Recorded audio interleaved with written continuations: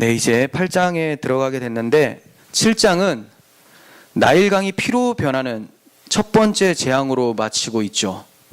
그리고 이제 두 번째 재앙이 8장에서 시작이 되는데 이 첫 번째 재앙과 두 번째 재앙 사이에는 7일의 기간이 주어져요. 7일의 기간. 아마도 하나님께서 바로에게 회개할 기회를 주셨다고 볼 수가 있습니다. 노아 당시의 홍수가 제7일에 안식일에 시작이 되었던 것처럼 애굽의 첫 번째 재앙도 두 번째 재앙도 모두 안식일에 행해진 것으로 생각해 볼 수가 있어요. 그렇다면 하나님께서는 왜 안식일에 이러한 재앙을 내리셨을까 하는 의문이 들게 되죠. 왜 안식일에 이러한 재앙을 내리셨을까? 애굽 왕 바로가 하나님이 누구이기에 라고 하면서 하나님을 모독하고 비아냥거리고 신성 모독한 것을 하나님께서는 애굽에 대한 그 심판을 안식일에 행한 것으로 볼 수가 있습니다. 즉 하나님을 떠난 상태로서 하나님을 모독하는 하나님 밖에 있는 상태는 절대로 스스로 안식할 수 없다는 것을 보여주는 것으로 볼 수가 있죠. 8장에서도 하나님께서 모세를 통해서 일관되게 말씀을 해주세요. 무슨 말씀하십니까? 1절, 내 백성을 보내라. 그들이 나를 섬길 것이다. 내 백성을 보내라. 그들이 나를 섬길 것이다. 하나님의 말씀을 모세가 이렇게 대언을 합니다. 그 개구리 재앙과 이 재앙, 파리 재앙이라는 세 가지 재앙이 임하게 되는 것을 보게 돼요. 그러니까 재앙의 목적은 변함이 없죠. 내 백성을 보내라. 그들이 나를 섬길 것이니라. 그리고 어떻게 됩니까? 10절 하반부에 우리 하나님 여호와 같은 이가 없는 줄을 알게 하려고 한다. 22절 하반부 내가 여호와인 줄을 내가 알게 될 것이다. 이것이 재앙의 목적이죠. 내 백성을 보내라라고 했는데 여호와가 누구이기에 라고 얘기를 했더니 하나님께서 내가 누군지 알려줄게 하면서 재앙을 내리시는 거죠. 그래서 이 두 번째 재앙을 통해서도 하나님이 어떠한 분인지가 드러나게 돼요. 하나님께서 재앙들을 사라지게 하십니다. 바로가 뭔가 좀 위축되고 뒷걸음을 치니까 하나님께서 그러면 이제 재앙을 싹 거두어 가세요. 그런데 좀 숨통이 트일 쯤 되니까 바로가 또 어떻게 합니까? 다시 완악해져서 하나님께 대항하는 모습이 나타난다는 거죠. 그러니까 여호와가 하나님이신 줄을 알면서도 계속해서 순종하지 않는 모습이 8장에서 바로의 모습에서 잘 나타나고 있는 거예요. 이러한 일련의 과정이 8장에 기록되어 있습니다. 자, 그러면 우리가 8장에 들어가게 될 텐데 하나님께서는 5장 1절에 이어서 또다시 내 백성을 보내라. 그들이 나를 섬길 것이다 라고 말씀하셨어요. 그런데도 보내기를 거절하면 개구리로 애굽 땅을 치겠다 이렇게 말씀을 하십니다. 이게 두 번째 재앙이에요. 개구리 재앙. 애굽인들은 헤켓이라고 하는 신을 숭배했었어요. 이 헤켓은 여신이에요. 여신. 고대 이집트에서 개구리 모습으로 묘사되는 생명과 다산의 여신이에요. 왜 생명과 다산이냐? 나일강이 범람한 후로 수백 마리 개구리가 태어나게 되는데 그 때문에 애굽 사람들이 개구리를 다산의 상징으로 이렇게 본 거죠. 그리고 나일강의 신, 여러 명 있었죠. 그 중에서도 크눔이라고 하는 애굽 신이 있는데 이 크눔 신의 와이프가 바로 이 헤켓이라고 하는 개구리 신이다. 이렇게 생각을 하고 있습니다. 그러므로 그들이 섬기는 신을 하나님이 심판을 하신 거죠. 개구리 재앙을 통해서 너희들이 생명과 다산이라고 했는데 무슨 생명과 다산이냐? 뚜껑을 열어보니까 어때요? 역겹고 악취가 나고 그들을 괴롭히는 존재라는 것을 그대로 드러내 보이신다는 거예요. 3절 한번 보세요. 개구리가 나일강에서 무수히 생기고 올라와서 내 궁과 내 침실과 침상 위와 신하의 집과 백성과 화덕과 떡반죽 그릇에 들어갈 것이며 너와 내 백성 내 모든 신하에게 기어오르리라. 그러니까 무언가를 할 때마다 뭐가 있어요? 온 사방에 개구리예요. 그냥 개구리 100마리 해도 끔찍하잖아요. 개구리를 폄하하는 건 아닌데 개구리를 또 좋아하는 사람도 있죠. 근데 그게 아무리 예쁜 것도 한 개, 두 개는 괜찮은데 이게 수백 마리, 수천 마리, 수만 마리가 되면 애굽 온 땅의 개구리라고 생각하면 끔찍하죠. 네, 너무 끔찍합니다. 어디까지 들어가 있어요? 화덕, 떡을 구울 화덕, 그리고 떡을 구우려면 반죽을 해야 되는데 그 그릇에도 개구리가 들어가 있어요. 뭐 개구리탕을 먹어야 되는 건지 온통 다 개구리라는 거죠. 얼마나 역겹고 불결한 모습입니까? 개구리들이 역겹고 불결하다라는 의미가 계시록 16장 13절에도 설명이 되어 있습니다. 한번 보세요. 또 내가 보매 개구리 같은 새 더러운 영이 용의 입과 짐승의 입과 거짓 선지자의 입에서 나오니. 네, 우리가 지난번 계시록 강해 때도 살펴봤지만 이 새 더러운 영, 개구리 같은 새 더러운 영이 입에서 나온다는 건 뭐죠? 다른 복음이 막 거짓 선지자들을 통해서 전파된다라는 걸 말씀드렸죠. 이와 같이 다른 복음은 더럽고 불결하다라는 거예요. 나일강이 피로 변한 것은 죄의 삭스에 대한 상징이었죠. 죄는 죽음이다. 근데 지금 개구리의 등장은 뭡니까? 마귀 사역이 이렇게 불결하다라는 것을 보여주고 있는 것이죠. 그런데 애굽 요술사들이 이것도 흉내를 냅니다. 이것도 흉내를 내요. 근데 되게 웃겨요. 이게 흉내를 내는데 반대로 흉내를 내야 되는데 똑같이 흉내를 내버리는 거죠. 지금 애굽 사람들은 개구리 때문에 죽겠어요. 근데 얘네들이 와서 우리도 똑같이 할 수 있습니다 하면서 개구리를 더 많게 만드는 거예요. 그럼 바로가 무슨 생각할까요? 아, 이놈들 괜히 불렀다. 아니, 나일강 피로 물들었으면 나일강을 깨끗하게 만들던지 해야 되는데 나일강을 피로 물들니까 또 그런 거를 다른 물을 가지고 와서 이것도 피로 변하지 않습니까? 라고 하는 거죠. 개구리가 많아지니까 괴로워서 힘들어 죽겠는데 개구리 우리도 많게 할 수 있어 해서 또 많아지는 거예요. 수천 마리가 됐는데 막 더 많아지는 거죠. 아, 아주 필요 없는 사람들이죠. 참 그렇습니다. 우리가 이런 모습을 통해서 뭘 알 수 있습니까? 하나님께서 심판하실 때는 그 어떤 누구도 그 심판을 막아낼 수 없다는 것을 알게 돼요. 오히려 막아내려고 하면 할수록 어떻게 됩니까?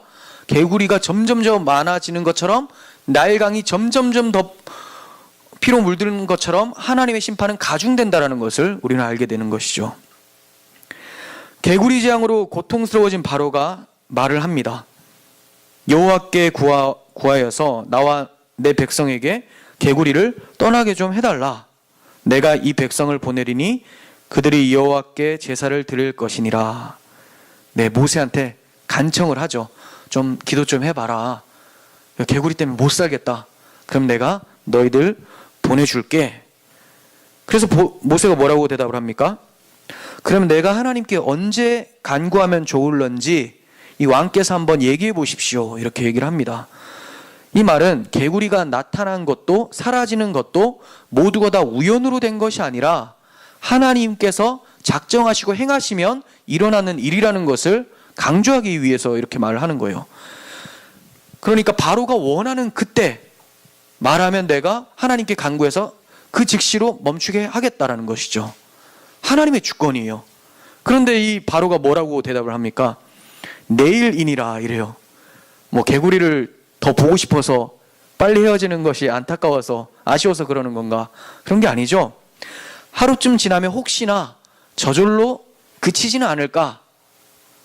그러니까 이게 우연으로 발생된 일이라고 이렇게 생각을 하고 있는 것 같아요. 모세가 대답을 합니다. 왕의 말씀대로 하여 왕에게 우리 하나님 여호와와 같은 이가 없는 줄을 알게 하겠습니다. 네, 결국 이 개구리가 그쳐지면 누가 드러나요? 여호와가 하나님이심이 드러난다는 거예요. 이게 재앙의 목적이죠. 하나님께서 재앙을 내리시는 목적. 모세는 여호와께 간구해서 개구리 재앙이 사라지게 만듭니다. 그런데 바로가 이제 숨쉴만해지자 또다시 마음이 강팍해져서 하나님 말씀에 거절하고 또 대항하는 모습이 나타납니다. 사탄의 성향이 이래요. 하나님께서 강하게 누를 때는 끽소리도 못하고 계속 쫓겨나고 한없이 작아지는 것 같은데 하나님께서 그 손을 잠시 거두어드리면 또다시 기고만장해서 한번 해볼 테면 해봐라. 그러다가 또 하나님이 손을 들이우면 어떻게 합니까? 아이고 잘못했어요 하다가 또 걷어가시면 다시 한번 덤벼봐라. 계속 이런 식이에요.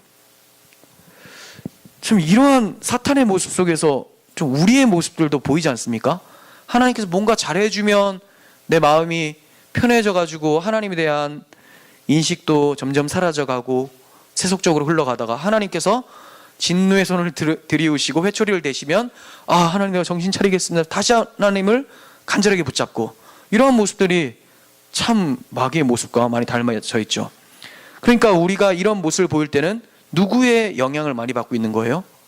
마귀의 속성에 많이 영향을 받고 있는 거죠. 그래서 옛사람이 계속해서 십자가에서 죽어져 가는 것, 그리고 새 사람이 우리 삶 속에서 충만하게 드러나는 것을 우리는 성화라고 할 수가 있겠죠. 바로가 완강해져서 하나님의 말씀을 듣지 않자 또다시 재앙이 임합니다. 세 번째 재앙. 무슨 재앙? 이 재앙. 이게 이 원고 쓰는데도 좀 어려워요. 이 재앙은 하면 이게 파리 재앙을 말하는 건지 이 재앙을 얘기를 하는 건지 발음하기도 어려운데, 이 재앙이 이제 세 번째 재앙으로 나타납니다. 16절 한번 보세요.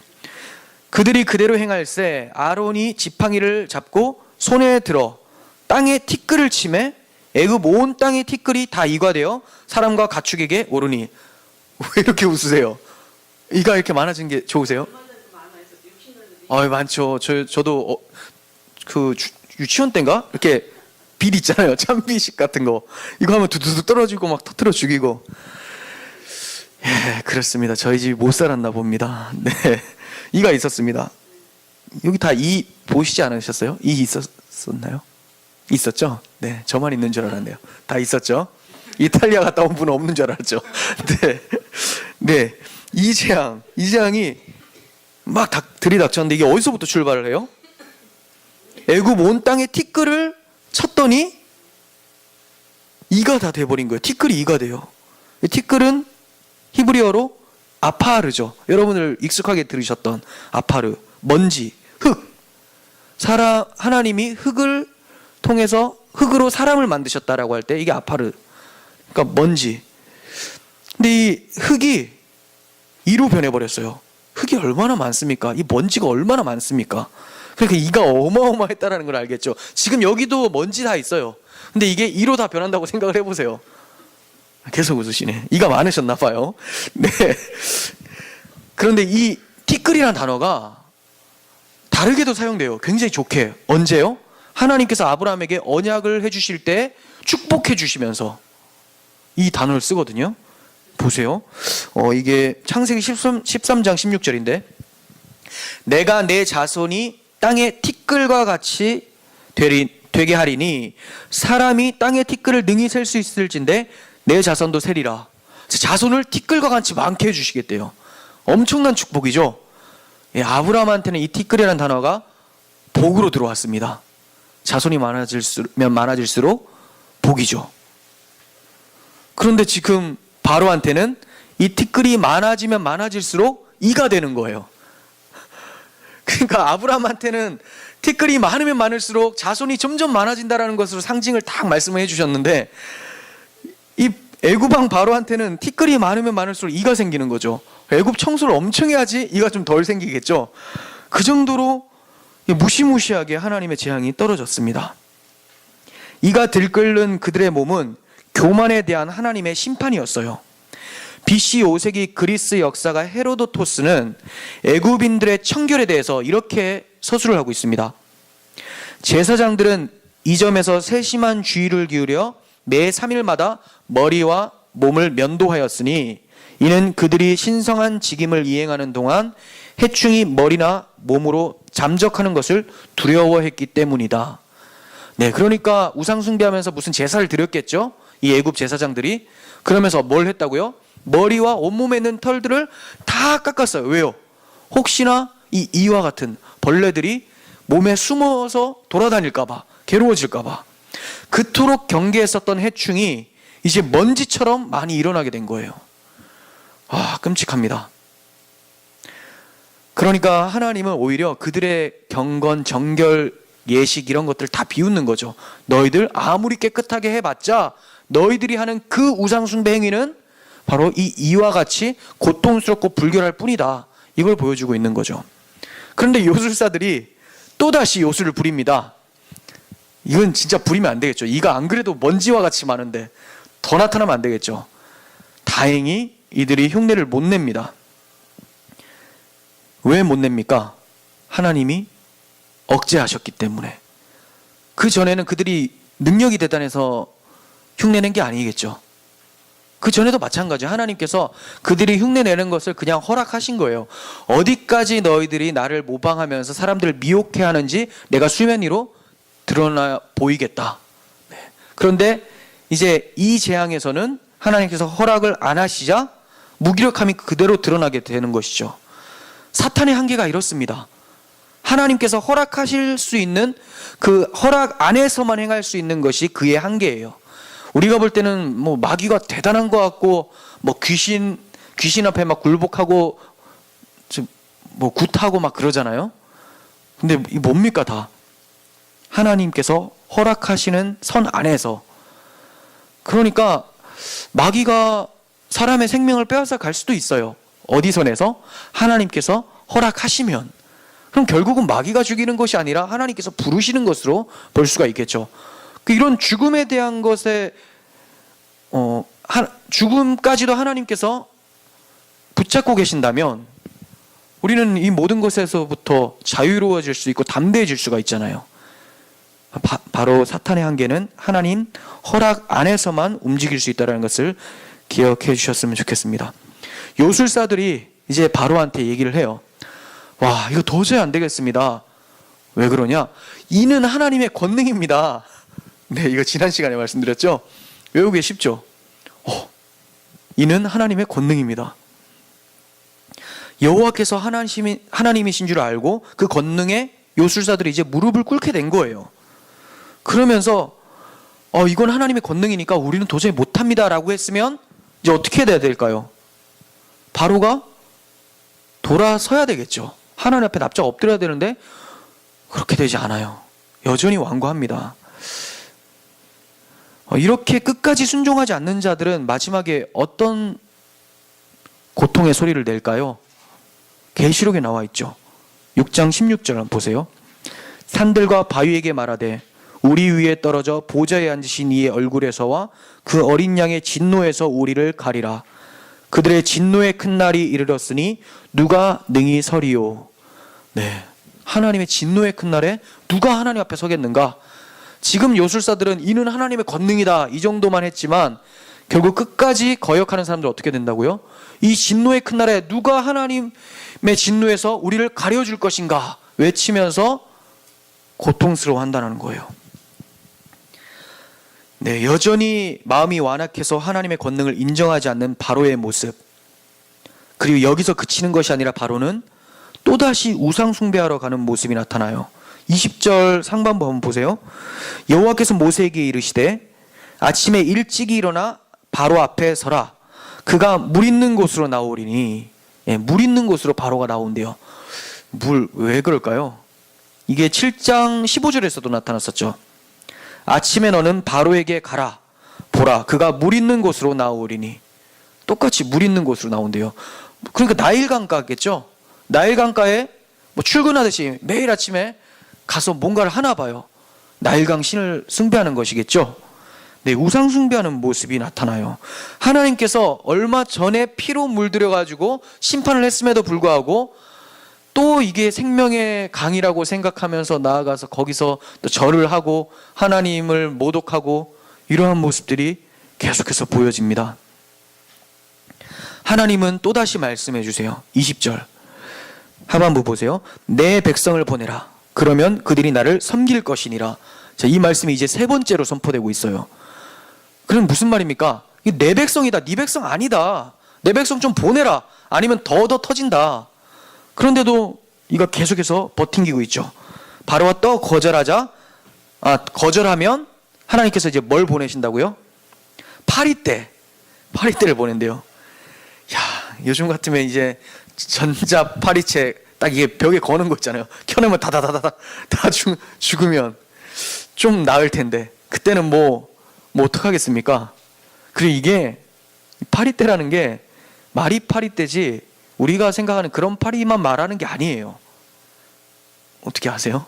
그쳐라고 하셨는데 이게 원어로는 파리라는 말은 없고 어떤 곤충의 떼 그리고 혼합된 여러 집단 곤충들을 얘기를 하는 거예요.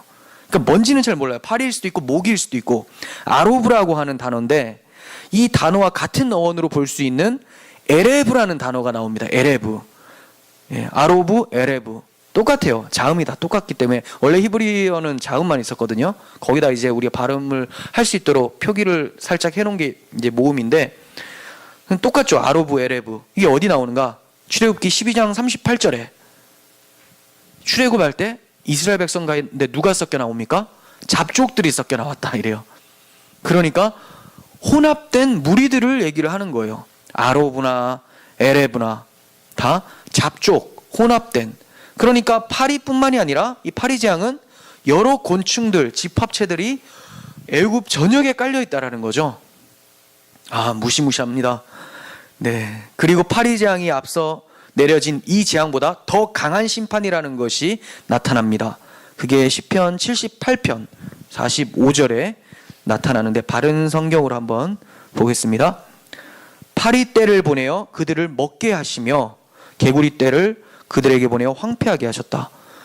오, 이는 뭐라고 했어요? 이는 그냥 다른 게 안 나와요. 그냥 괴롭게 했다 정도로 느껴지겠죠.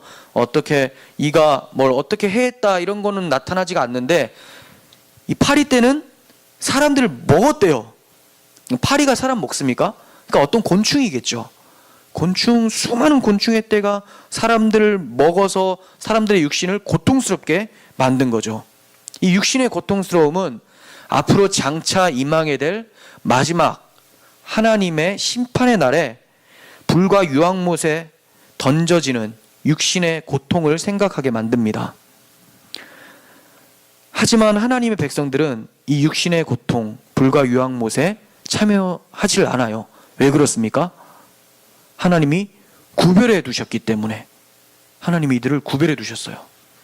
이 구별에 대해서 오늘 본문에서도 말씀을 하고 있어요. 22절 그날에 나는 내 백성이 거주하는 고센 땅을 구별하여 그곳에는 파리가 없게 하리니 23절 내가 내 백성과 내 백성 사이를 구별하리니. 네, 이러한 재앙을 보고서도 이러한 구별을 보고서도 여전히 내 백성과 너의 백성을 구별을 못하고 있느냐. 네, 무슨 말이에요? 하나님께서 이 파리 재앙을 내리시는데 고센 땅에는 재앙이 없게, 애굽 땅에는 재앙이 있게 만드셔서 하나님의 백성과 바로의 백성을 구별시키셨다는 거예요. 그렇다면 이제까지 재앙은 고센 땅에도 다 임했었던 것으로 보여지죠. 파리 재앙 이전에는 나일 강도 다 같이 마시는 물이니까. 그렇지 않겠습니까? 그리고 개구리도 이도 다 그렇습니다. 그런데 파리 재앙에서부터는 하나님께서 구별을 두세요. 왜 처음에는 다 이스라엘 백성까지 포함해서 재앙을 받았을까요? 이스라엘 백성도 재앙을 안 받을 이유가 없는 거예요. 다 죄 아래에 있는 자들이기 때문에. 그런데 하나님께서 이제부터는 내가 구별을 해 보이겠다. 내 백성이라는 것을 드러내 보이겠다라고 하시는 거죠. 구별이라는 말은 하나님의 주권적인 선택 교리와 부합되는 말씀이에요. 구별, 선택 교리. 모세가 출애굽 후 가나안 입성을 앞두고 하나님께서 이스라엘 택하신 것에 대해서 이렇게 설명을 합니다. 신명기 7장 6절부터 보겠습니다. 너는 여호와 내 하나님의 성민이라. 내 하나님 여호와께서 지상 만민 중에서 너를 자기 기업의 백성으로 택하셨나니. 자, 이스라엘이 하나님의 성민이고 택함받은 자들이다. 그런데 7절 여호와께서 너희를 기뻐하시고. 자, 이유가 뭐라고요? 택하신 이유가 기뻐하신다. 너희를 택하심은 너희가 다른 민족보다 수요가 많기 때문이 아니라, 그러니까 너희들 스스로가 잘나서가 아니라 이런 거죠. 너희는 오히려 모든 민족 중에서 가장 적으니라. 여호와께서 다만 너희를 사랑하심으로 말미암아. 사랑하신대요. 또는 너희 조상들에게 하신 맹세를 지키려 하심으로 말미암아 자기 권능의 손으로 너희를 인도하여 내시되 너희를 그 종되었던 집에서 애굽 왕 바로의 손에서 속량하셨나니. 이렇게 설명하고 있습니다. 이스라엘 백성들이 왜 택함을 받았다고요? 하나님이 기뻐하시고 사랑하시고 그들의 조상들과 언약해 주신 맹세하신 언약 때문에 그들을 하나님이 택하시고 구별해 두셨다라는 거예요. 이것은 우리를 택하신 하나님의 의도를 아는 데에도 중요한 말씀이죠. 우리를 왜 택하셨습니까? 내가 남들보다 조금 더 똑똑해서, 더 착해서, 더 잘생겨서 그런 겁니까? 아니죠. 이스라엘과 똑같아요. 우리는 영적 이스라엘 교회니까 하나님께서 우리를 기뻐하신대요. 우리를 사랑하신대요. 하나님께서 맹세하신 약속 때문에 우리를 구별해 내신대요. 그러니까 절대로 우리로부터 구원과 구별, 택하심이 나오지 않는다라는 것을 성경에서 말씀하고 있는 거죠. 그렇다면 너희 조상들에게 하신 맹세를 지키려고 하나님이 택하셨다라고 말씀하셨는데 이 맹세는 도대체 무엇이길래 하나님께서 택하셨을까요? 출애굽기 6장 8절 한번 보세요. 내가 아브람과 이삭과 야곱에게 주기로 맹세한 땅으로 너희를 인도하고 그 땅을 너희에게 주어 기업을 삼게 하리라. 하나님께서 아브람, 이삭, 야곱에게 무엇을 맹세하셨다고요? 땅을 주시기로. 땅. 그런데 그 땅을 누구를 통해서 주신다고 합니까? 그들이 거저받는 게 아니에요. 누구를 통해서 주세요. 누구를 통해서. 그게 창세기 24장 7절이에요. 하늘의 하나님 여호와께서 나를 내 아버지의 집과 내 고향의 땅에서 떠나게 하시고 내게 말씀하시며 내게 맹세하여 이르시기를 이 땅을 내 씨에게 주리라. 이렇게 땅을 주시긴 주시는데 씨를 통해서 주신대요. 씨는 자손이죠. 근데 이 씨는 단수로 쓰였죠. 단수. 그러니까 어떤 한 자손, 한 아들을 통해서 땅을 주신다고 말씀하세요. 그런데 이러한 맹세를 언제 처음 하신 겁니까? 하나님께서 약속은 그 전에 해주셨는데 맹세를 하신 것은 지금 말씀드리는 것이 가장 처음인데 아브라함이 이삭을 번제로 드렸을 때 이때 이 맹세를 해주시는 거예요. 창세기 22장 16절 이르시되 여호와께서 이르시기를 내가 나를 가리켜 맹세하노니 내가 이같이 행하여 내 아들 내 독자까지도 아끼지 아니하였은즉 내가 내게 큰 복을 주고 내 씨가 크게 번성하여 하늘의 별과 같고 바닷가의 모래와 같게 하리니 내 씨가 그 대적의 성문을 차지하리라. 네. 그러니까 아브라함이 이삭을 바치는 사건을 하나님이 딱 보시고 자, 네가 네 아들 독자까지도 아끼지 아니하였으니까 내가 이제 너의 씨를 통해서 이것도 단수고 근데 뒤에 단수인데 설명은 복수로 되어 있죠. 하늘의 별과 바닷가의 모래와 같게. 그러니까 이 단수라고 하는 자손 안에 이 자손 안에 아브라함의 후손으로 오실 예수 그리스도라고 하는 자손 안에 수많은 교회들이 담겨 있다는 것을 우리는 예전에도 배웠었죠. 그러니까 아브라함의 믿음을 보시고 이렇게 자손을 통해서 땅을 주시고 그 땅에서 번성해서 복을 누리며 살 수 있도록 해주신다라는 맹세를 해주신 거죠. 그렇다면 아브라함의 어떤 믿음의 행위 때문에 하나님께서 이 맹세를 해주신 겁니까? 그렇지가 않아요. 우리가 창세기 예전에 22장 강의할 때 살펴봤었지만 하나님께서는 아브라함에게 네 아들 네 독자까지도 네가 아끼지 아니하였다라고 말씀하실 때 그를 기특하게 여기기 전에 무엇을 말씀하신 겁니까? 이제 내 마음 알겠느냐 이 얘기죠. 네가 네 아들 이삭 독생자 이 아들 다치면서 그 애틋하고 아픈 마음이 내가 내 아들 예수 그리스도를 십자가에 내어주는 그 마음이라는 것을 구약 성경에서 이미 보여주셨던 것이죠. 그리고 나서 맹세를 해주시는 거예요. 그러니까 아브라함은 그 오실 예수 그리스도 하나님께서 아끼지 않으시고 우리에게 내어주신 그 예수 그리스도께서 오셔서 자신들을 대속하시고 땅을 주셔서 그 땅에서 번성케 해서 하나님의 백성으로 살아가게 하실 거라는 것을 믿었기 때문에 하나님께서 맹세를 해주신 거예요. 좀 어렵죠? 좀 어렵죠? 너무 돌았죠? 그럼 요약해서 말하면 결국 하나님께서는 맹세를 하셔서 이스라엘을 택하시고 구별하시고 구원하시는 것은 이들을 위해 자기 독생자도 아끼지 않으시고 내어주시는 하나님의 사랑 때문이다라는 말이에요. 하나님께서 우리를 사랑하셔서 어느 정도 십자가에 자기 아들 내어주시기까지 사랑하셔서 우리를 택하시고 구별하시고 구원해 내시는 것이다. 네, 이것이 바로 우리를 향한 하나님의 사랑이죠. 바울은 하나님의 선택하심과 구별하심을 은혜라고 설명을 합니다. 로마서 11장 5절 보세요. 그런즉 이와 같이 지금도 은혜로 택하심을 따라 남은 자가 있느니라. 택하심을 어떻게 이루어진다고요? 은혜로 택하심. 너희들이 잘나서가 아니라 은혜로 택하셨다. 만일 은혜로 된 것이 아니라 행위로 되었다면 어떻게 됩니까? 은혜가 은혜되지 못하느니라, 이렇게 얘기를 합니다. 전적인 하나님의 은혜에 근거하고 있는 것이 바로 하나님의 택하심이고, 그 택하심 때문에 애굽 백성과 하나님의 백성이 구별이 일어나서 고센 땅에 파리 재앙이 내리지 않았던 거예요.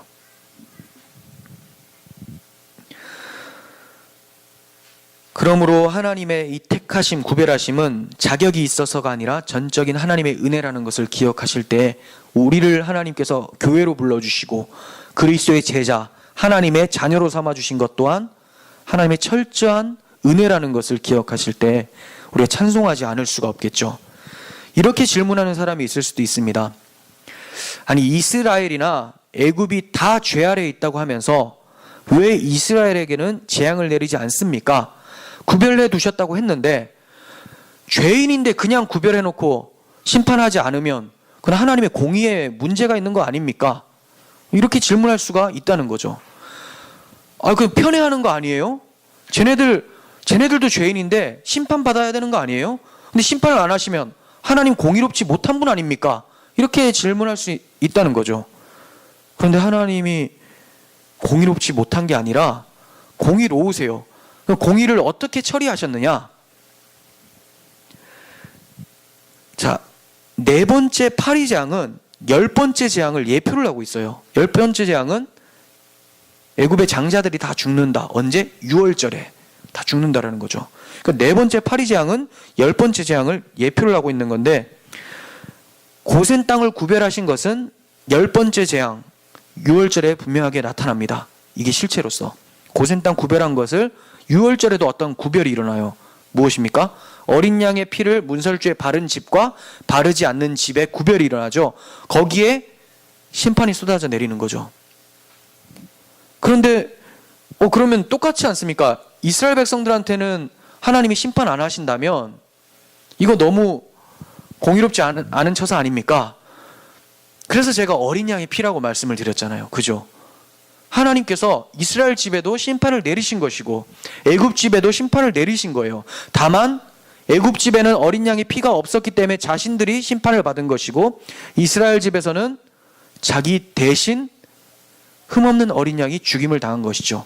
그러니까 하나님이 딱 심판하러 가실 때 피를 딱 보니까 이미 여기 심판했구나 넘어가시는 거예요. 우리도 마찬가지죠. 우리 딱 없애려고 했는데 왜 죄인이니까. 근데 왜 구별하시고 구원해 내십니까? 그리스도의 피가, 내 아들의 피가 묻어져 있으니까. 그래서 이거 이미 심판 받았구나 해서 넘어가시는 거죠. 그래서 6월 넘어간다, 6월절 이렇게 부르고 있는 것이죠. 이 6월절은 결국은 그리스도의 십자가 대속을 예표하는 거죠. 그러니까 예표가 지금 두 단계에 걸쳐서 나오고 있는 거예요. 고센 땅의 예표, 구별된 예표는 6월절의 구별에 대한 예표. 6월절 구별의 예표는 예수 그리스도의 십자가의 보혈을 의지하는 자와 의지하지 않는 자의 예표. 이것을 말씀하고 있었던 거죠.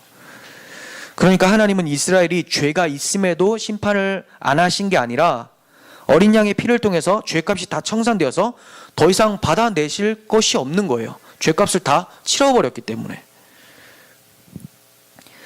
이제 더 이상 이스라엘은 죄 아래 있는 것이 아니라 피 아래, 은혜 아래 있게 된 거죠. 그래서 구별이 일어나게 된 겁니다. 이를 네 번째 재앙에서는 애굽 온 지역과 고센 땅의 구별로 미리 예표했던 것이죠.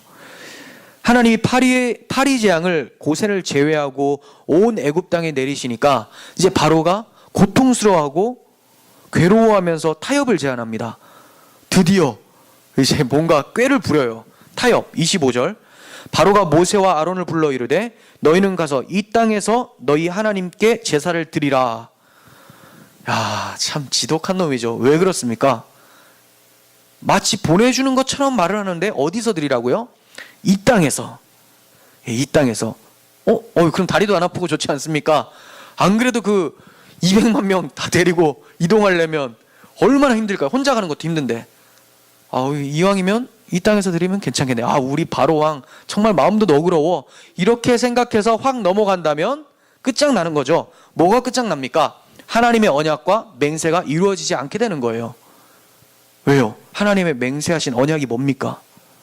가나안 땅에서, 애굽 땅이 아닙니다. 가나안 땅, 앞으로 옮겨갈 가나안 땅에서 자손을 주시고 그 자손을 통해서 천하 만민이 복을 받게 하시는 것이 하나님의 구원 계획이에요. 이것은 가나안 땅에서 태어나실 그리스도를 통해서 구원의 복이 주어진다라는 것을 말씀하는 거죠. 그래서 하나님은 이것을 이루시기 위해서 이스라엘을 가나안 땅으로 인도하시려는 거예요.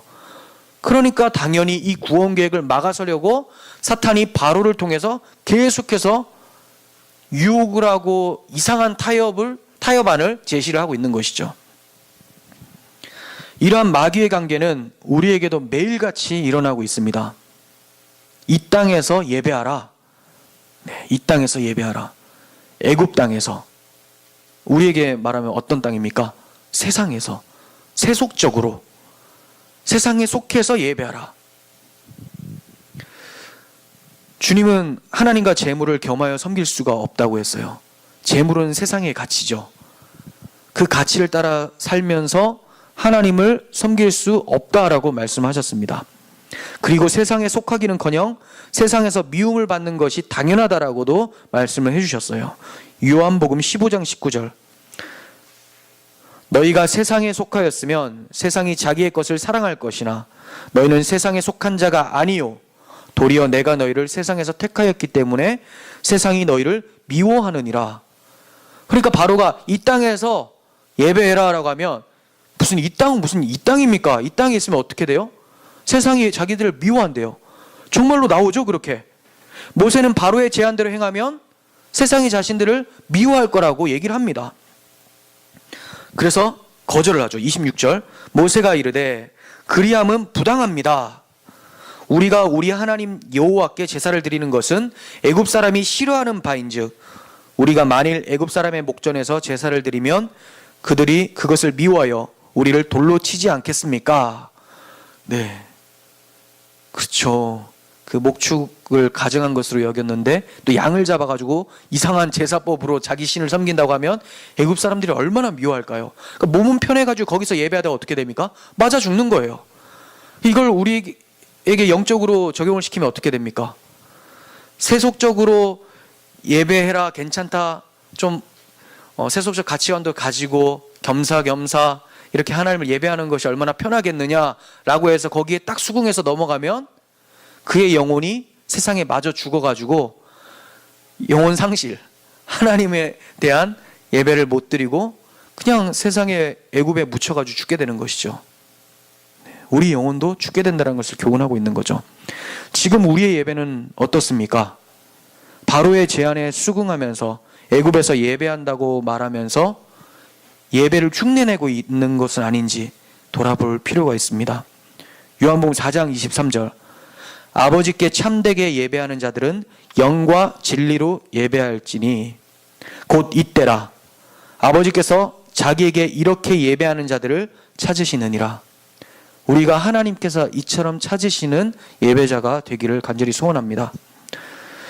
모세가 바로의 타협을 거절하자 바로는 곧바로 두 번째 타협을 제안해요. 네, 사탄이 이렇습니다. 뭐 하나가 딱 무산되면 또 다른 것을 딱 끄집어 오죠. 스크류테이프 편지 봐도 마귀가 그렇죠. 뭐 하나를 싹 넘어가려고 하면 다른 작전으로 바꿔가지고 또다시 공격을 하는 거죠. 끈질기고 치밀해요. 두 번째 타협안은 너무 멀리는 가지 말라는 거예요. 참 거의 보내주는 거예요. 처음에는 이 땅에서 예배하라라고 했는데 알겠다. 그러면 자 너희가 가는 데까지는 가라. 그런데 너무 멀리는 가지 마라. 이거 무슨 말입니까? 보내주기는 보내주는데 내가 너희를 지배할 수 있는 그 범주 안에서만 행동해라 이거예요. 이 넘어가면 큰일 나죠. 아직까지 그러면 누구 백성입니까? 바로의 백성이라는 거예요. 내 백성을 보내라라고 했는데 바로는 너무 멀리 가지 마라. 우리 예전에 살펴봤죠. 왜 이렇게 멀리 가는 거를 걱정할까요? 노동시키는 데는 이 마귀가 도가 텄잖아요. 예. 그래서 어떻게든 그 노동력 착취로 인해서 자기의 세상을 일구어 가는 것, 이것이 마귀의 목적이에요. 마귀의 계략이고, 여기 넘어가면 큰일 납니다. 예수를 믿기는 믿되 이 땅에서 믿어라. 세속과 타협하면 안 됩니다 라고 했더니 뭐라고 합니까? 그러면 자, 이건 타협하지 마, 이것도 타협하지 마, 그렇지만 너무 멀리 가지 마라. 이런 것들은 좀 놔두고 정말 한두 개 정도, 요거 빼고는 다 타협하지 말고 네 멋대로 정말 하나님 말씀대로 섬겨. 그렇지만 다 놓지는 마라. 세상에 대해서 완전히 다 놓지는 마라. 이런 말 하는 사람들 있죠. 제가 그래도 예전보다는 많은 것을, 세속적인 것들을 끊어냈는데요, 예전보다는. 그런데 우리 목표는 어디예요? 완전이라는 거예요. 완전히. 물론 우리는 완전이라는 게 우리의 어떤 삶 속에서 완전하게 일어날 수는 없죠. 근데 추구해야 될 방향은 어디예요? 완전이라는 거예요. 그 완전이 누굽니까? 예수 그리스도잖아요. 이 세상에 계셨으나 이 세상에 속하지 않으신 그분을 따라, 그분의 생명을 따라 사는 삶이기 때문에 우리는 주님의 장성한 분량까지 가야 된다는 거죠. 그런데 마귀는 어떻게 합니까? 무슨 그렇게까지 하냐. 지금 이런 거랑 마찬가지죠. 무슨 예수님 따라잡으려고 하느냐. 누가 예수님 따라잡으려고 하는 겁니까? 예수의 생명이 내 마음에 있으니까 그분처럼 사는 것이 가장 행복하고 기쁜 것인 걸 알고 감사하는 마음으로 그렇게 행하는 거잖아요. 근데 마귀는 어떻게 해요? 예수님 따라가다가 가랭이 찢어진다, 왜곡을 하는 거죠. 그러니까 그 정도까지는 아니고 어느 정도 그냥 좀 신실한 사람, 내가 봤을 때 새벽 기도도 좀 잘 나오고 헌금도 좀 많이 하고 이 정도 다 하면서 겸사겸사 이렇게 세상도 좀 발 한쪽 걸치고 이런 것이 좋을 것 같다라고 했더니 그거 괜찮겠네. 그래서 덥석 물면 어떻게 됩니까? 끝장나는 거죠. 적당히 믿다가 끝나는 겁니다. 저희 아버지께서 이런 말씀을 잘 하세요. 적당히 믿어라. 본인 안 믿으시는데 적당히 믿으래요. 적당히 믿는 게 뭐고 열심히 믿는 게 뭔지도 잘 모르시는데, 교회를 자주 나가고 예배를 자주 드리면 일단은 심취해 있고 광신자다 이렇게 보이는 거죠. 적당히 믿는 것은 교회 벨같이 나오면서도 적당히 믿을 수 있어요. 사고가 적당하게 타협이 돼 있기 때문에 몸은 혹사를 시키죠. 주를 위해서, 이 주의 성전을 위해서 내가 헌신하겠습니다, 다 헌신하는데 머리에 사고는 어디에 있어요? 세속적인 거. 하나님 잘 믿으면 돈 준댔지, 건강 준댔지, 막 이런 거 생각하고 있는 거, 그게 적당히 믿는 거죠. 네. 하나님은 타협하지 않습니다. 근데 마귀는 계속 타협안을 제시를 해요. 이렇게 적당히 믿으려고 하는 사고가 우리 옛사람의 속성이기 때문에 하나님께서는 홍해를 건너 출애굽하신 후에 다시는 애굽으로 돌아가지 못하도록 어떻게 하십니까? 홍해를 다시 덮어버리는 거죠. 못 간다는 거예요. 하나님께서 뽑아냈으면 이제 못 지나가요. 애굽으로 돌아갈 수가 없어요. 그런데도 우리가 민수기 살펴보면 어떤 모습 나옵니까? 애굽으로 돌아가자. 예전에 애굽 고기가마 곁에서 부추 파만을 먹었던 것이 너무 그립다. 그때가 나았었던 것 같다. 오늘날에도 그런 얘기하는 사람들 많잖아요. 예수님 믿으니까 너무 힘들다. 차라리 안 믿었을 때가 좀 편했던 것 같다. 그때는 술도 잘 좀 마실 수 있었고, 그때는 나쁜 짓을 해도 봉사활동하면 왠지 다 깨끗해진 것 같고 이랬는데, 교회 나오면 계속해서 그런 걸로 아니고 예수만 믿어야 된다고 하고, 기분 나쁘다. 돌아가고 싶다. 돌아가세요. 그러면 왜냐하면 돌아가시는 게 아닙니다.